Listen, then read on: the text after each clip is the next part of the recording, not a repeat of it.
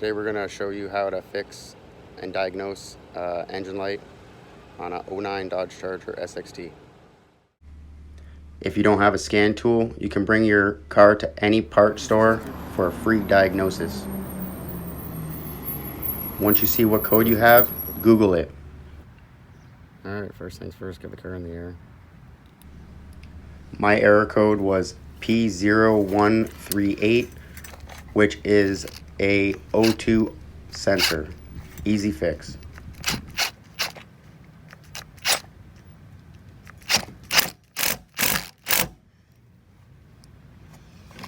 Make sure that you're in there, right?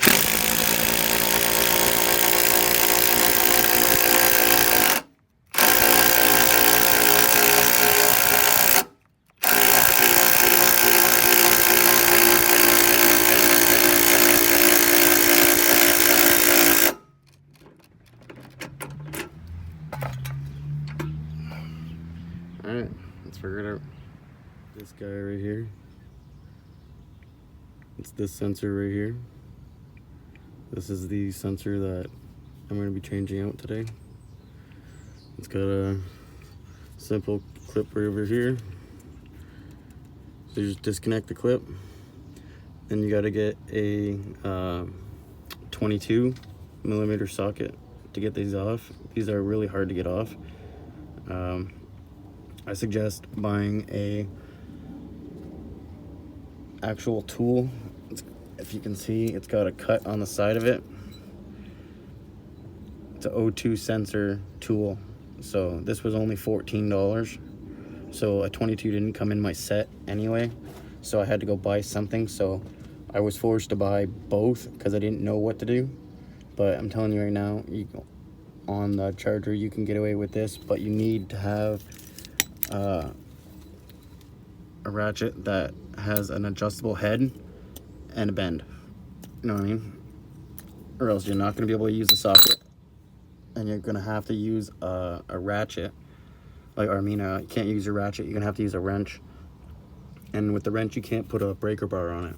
So with this, I didn't have to start the car and let it be warm or anything like that, because you could risk burning yourself or whatever. I just used this tool and the breaker bar, and it surprisingly came off super easy. So I've already loosened it, and now I'm just showing what I'm doing, basically for my own reference for the future. Okay, so here's the old one. You can see how dark it is. I don't think it's ever been changed.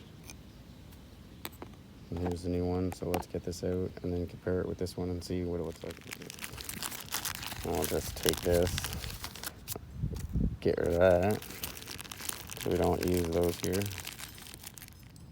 Okay, as you can see, the old one looks almost identical to the new one, except for they got like this little plastic thing on here. I think it's protecting the threads.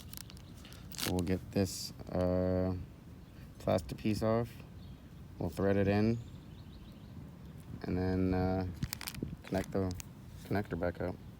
Should be that simple.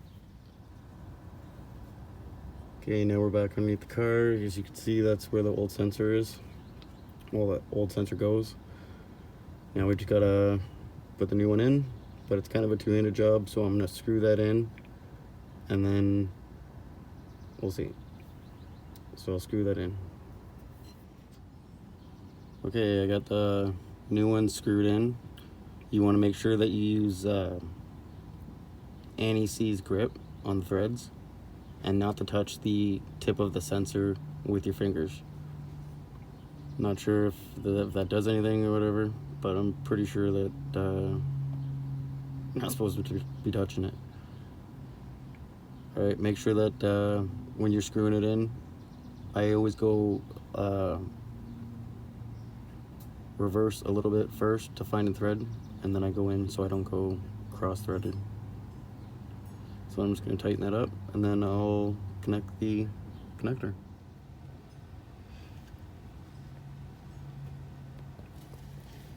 Okay, there you go, it's all connector back on. And there you go, so now I can crawl out from underneath the car. Alright, now we can take the car down.